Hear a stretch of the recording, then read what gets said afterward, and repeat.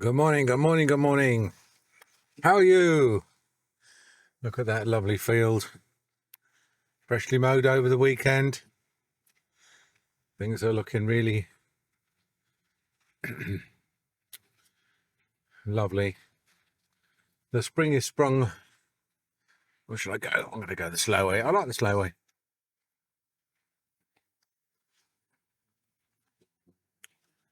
It's scenic, isn't it? So, I hope you're well. And it's another day, another week at work.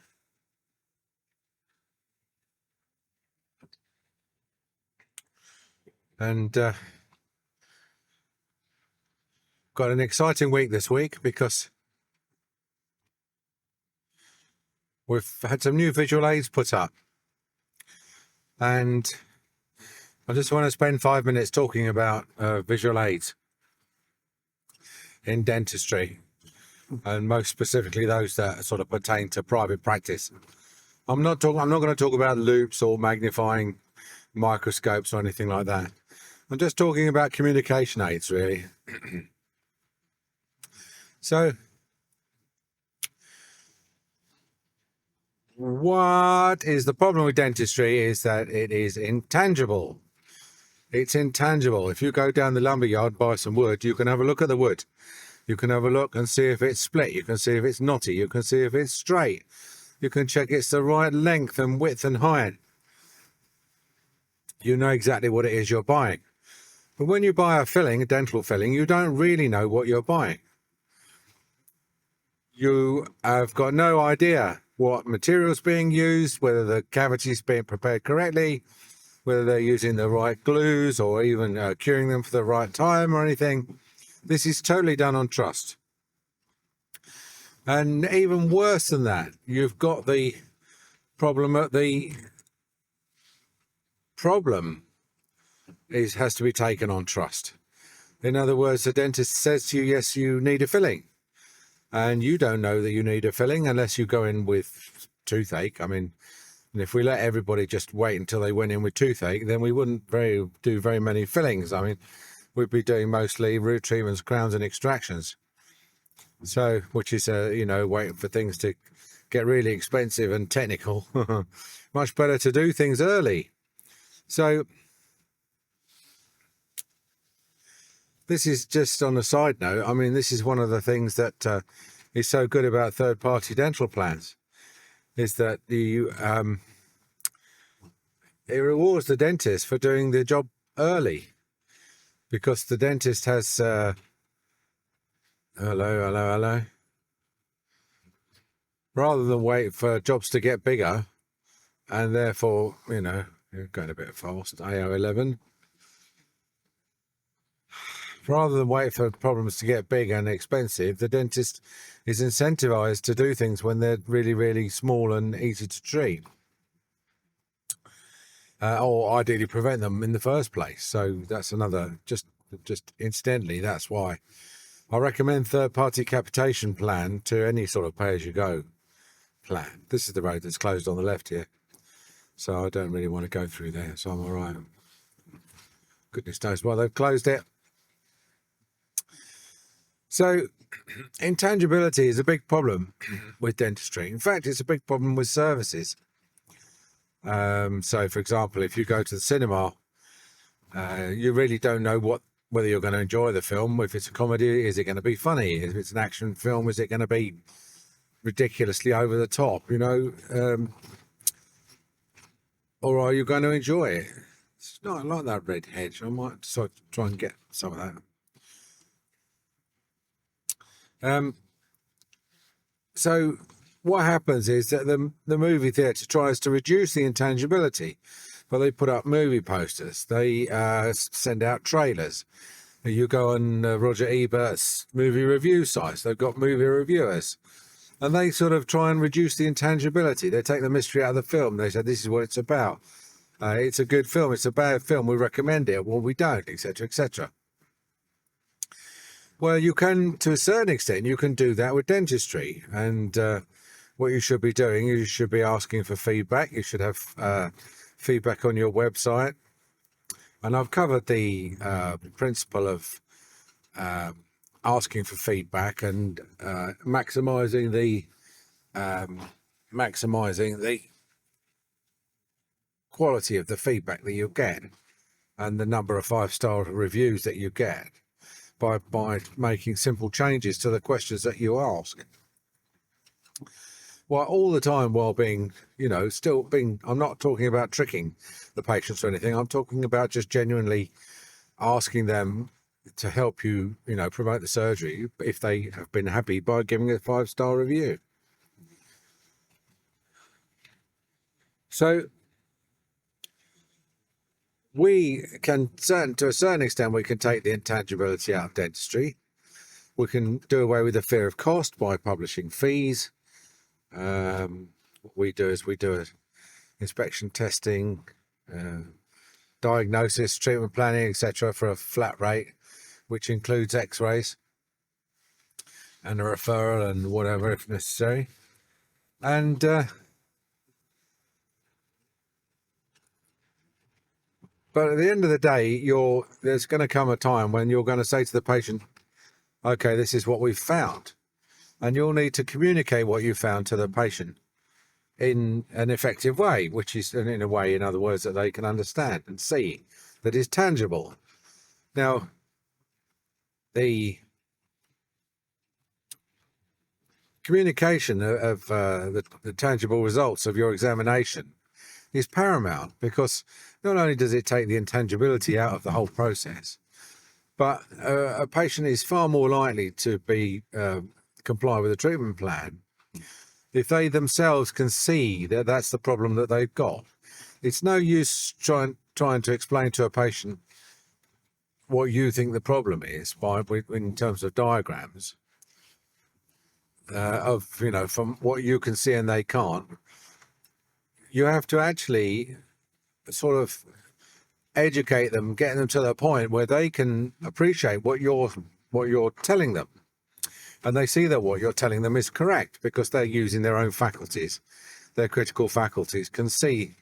So, for example, when we do digital photographs, if there's a decay in a tooth, we point the decay out to the patient on the TV screen when it comes up, and we show them how it's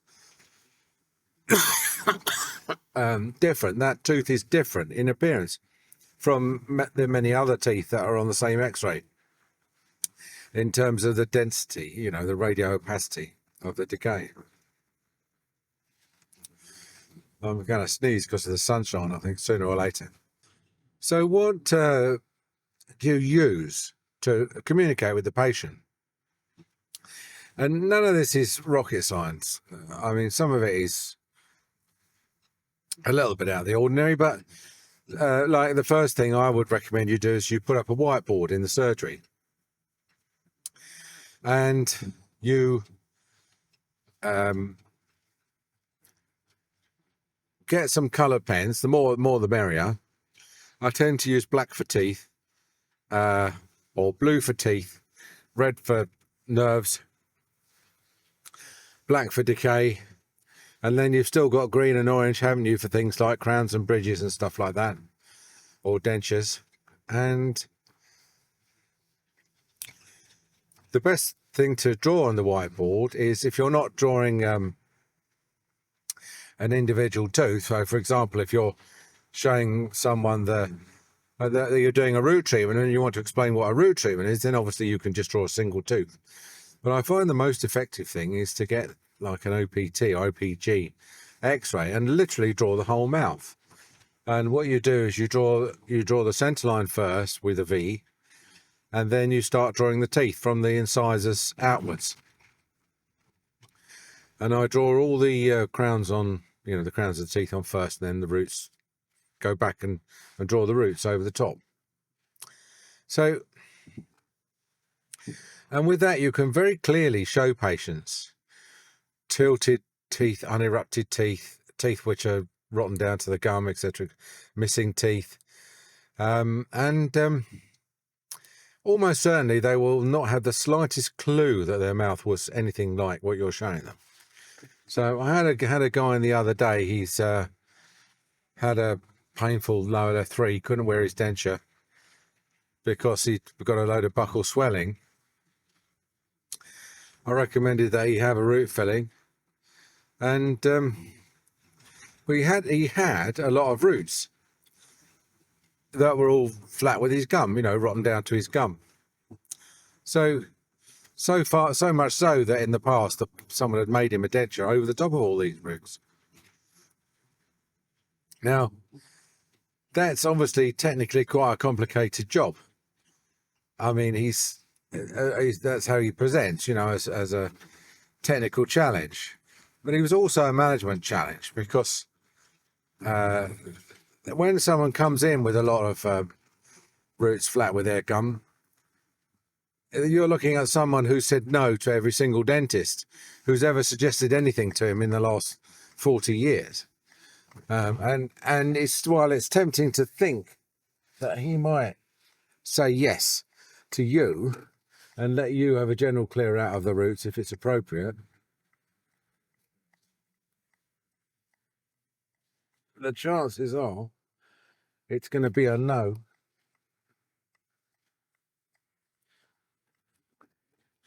But my point is that I, from his chart, we drew his teeth up on the whiteboard and managed to show him that he'd only got 4 intact teeth, whereas in fact he got 15 roots that are flat with the gum. Now, faced with a picture of his mouth like that, he was absolutely, literally gobsmacked. He had no idea that was the state of his mouth. It's like a bloke thinks he lives in a mansion, and you draw a picture of his house for him and it's a ruined castle, and he's like, I hadn't really thought of it like that. So I think that is very useful, the drawing the whole mouth overview on a whiteboard in real time, either from an OPG or, if you can't, from a chart. OPG is easier.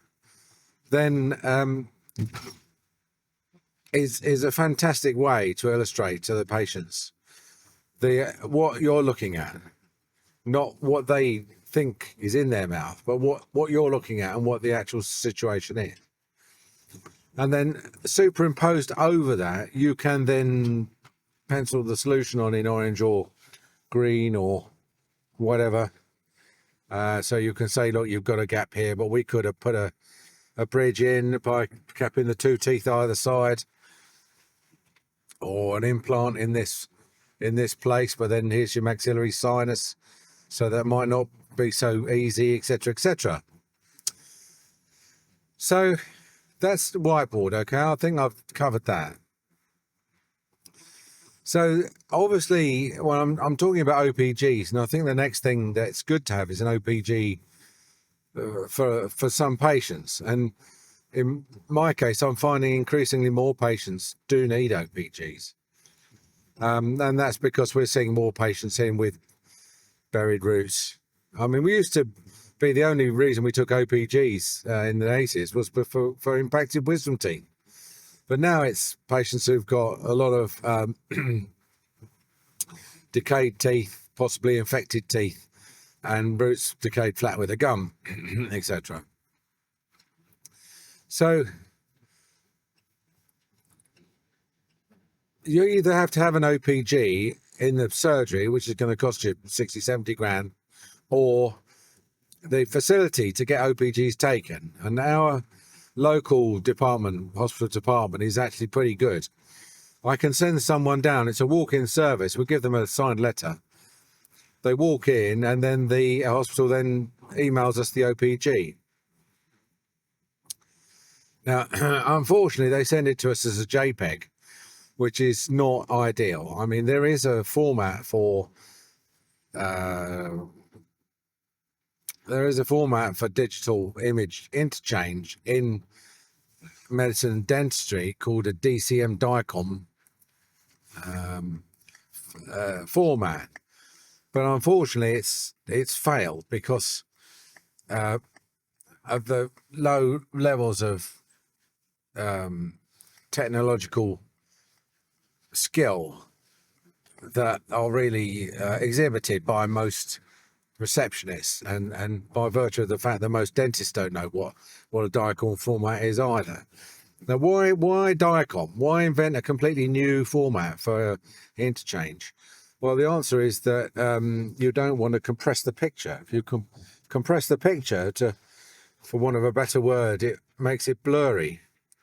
There are ways of compressing pictures that retain all the information and just try and cut down slightly on the file size, but they really don't reduce the picture size much. And also they are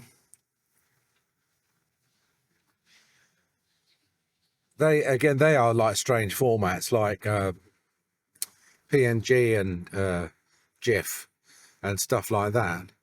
And the computers these days are very capable of transmitting large files, 5 megabytes, 10 megabytes is nothing really to even to the internet now. So there's no need to go to all the trouble of turning an X-ray image into a GIF or a PNG. By the time you've done all that, and then the other person's got to then, well, let's just say it's quicker just to send it. But the thing about a JPG, Joint Photographic Experts Group, is that they're very good. You can literally say how small you want them. You can say, I want to save 20% of the space, or I want to save 80% of the space if you want to. But in doing that, the algorithm that converts the X-ray into the file that you send just throws information away. It says, well, we've got 4 pixels here. One is 100, one is 0, and one is 75, and one is 25. So what we'll do, we'll just set those 4 pixels to, say, 50. And the picture will, on a level, be blurry, but who cares? If it's just a picture of you on the beach, who cares that you can't see the grains of sand? Well, I mean, you could also argue that with dental X-rays, especially OPGs, but the point is that with these things are grainy enough, we're already used to diagnosing grainy pictures on X-ray without, this compression software making them worse, making them grainy and blurry.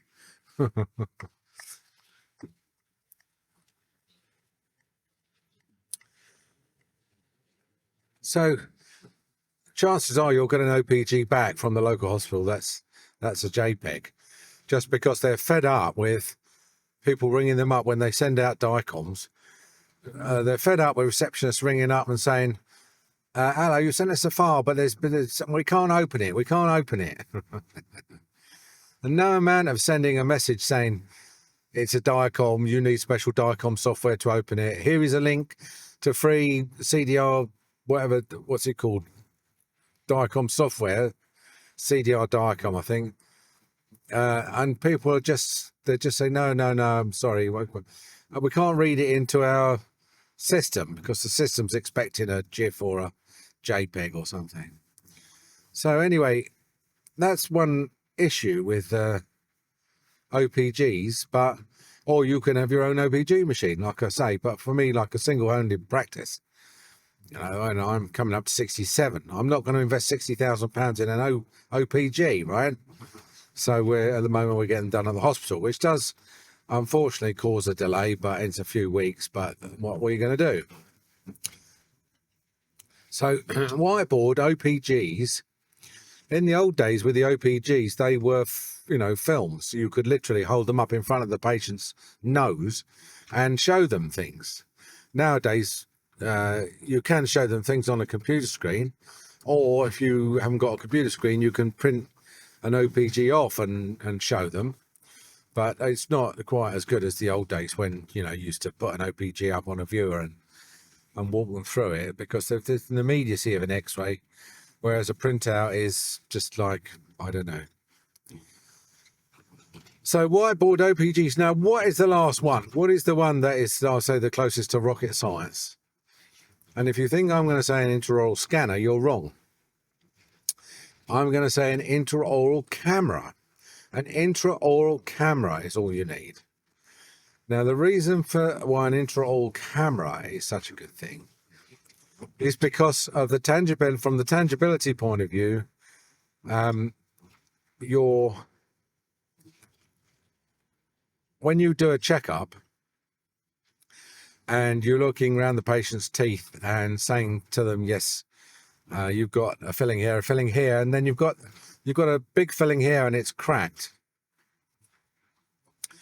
They're lying there thinking, yeah, well, he would say that, wouldn't he? Because he's about to tell me I need to spend 700 quid on a crown, which is going to trouser the money. So, okay, so he's telling me I've got a cracked tooth. So what we did was, in my last practice where we had an intraoral camera, we did a little experiment, and we used to take a picture of every single tooth because it was dead easy. It was a foot pedal. You just used to get the tooth in focus, click, next tooth in focus, click, next tooth in focus, click. And this is in addition to, hello, why are they hazard flashing? Am I going to have to go around them? I might do, if they're not going anywhere. Yeah, not going anywhere, are they?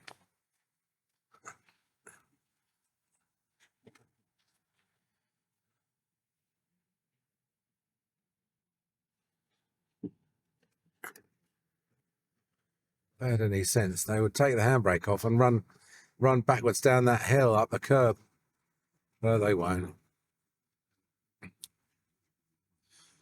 So, yeah, so you take a picture of every tooth. Now, instead of taking a picture and then looking at it yourself and saying, oh, yes, oh, I can see you've got a tooth there with a crack in.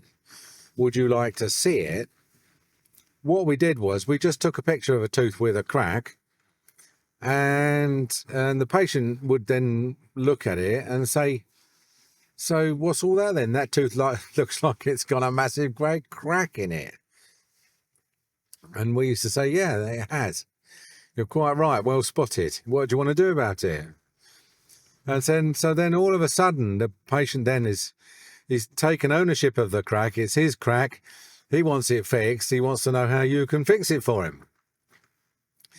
So in terms of taking the tangibility out of your treatment plan, whether it is that they've got scale on their front incisors, or cracked teeth, or missing chunks of enamel, or early decay, black dots, hyperplasia, you name it, it's all becomes very apparent when magnified 20 times on a big screen. So the best thing with a camera you can do is certainly store the images. You can then use them in your quotes, and you can also, obviously it's very good to have them from medico-legal point of view.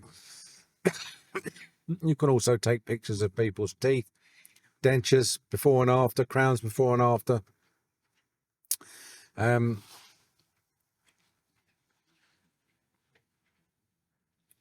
You can use them for illustration purposes to other patients.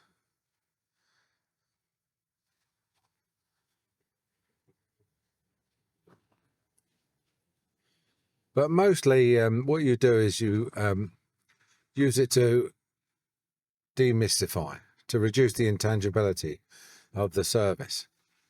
And at the moment, I mean, we managed to pick up one because the BDIA exhibition's going on at the moment and things are on special offer. We managed to pick up a Carestream intraoral camera for about 700 quid, which is, I mean, I'm sure it's not their best camera, but the point is, at the end of the day, it's only going to plug into my computer. It's an image detection. So it's just like a oh, that's somebody ringing the surgery. It's just like a camera, you know. It's just like your phone. It records pictures. You plug it into your laptop and then you download them, and you should just be able to read those images straight into your your vertical dental software. So between that and there's another the yellow quote form we used to use, which I have covered before. That's all you need to do to reduce your intangibility, and you'll find your sales will just shoot up if you just do those 3 things. We are doing quite well, and we literally only just put the whiteboards in. We do get the OPGs, and I'm just about to take delivery on this camera, so I'll let you know how it works. All right. Okay, bye.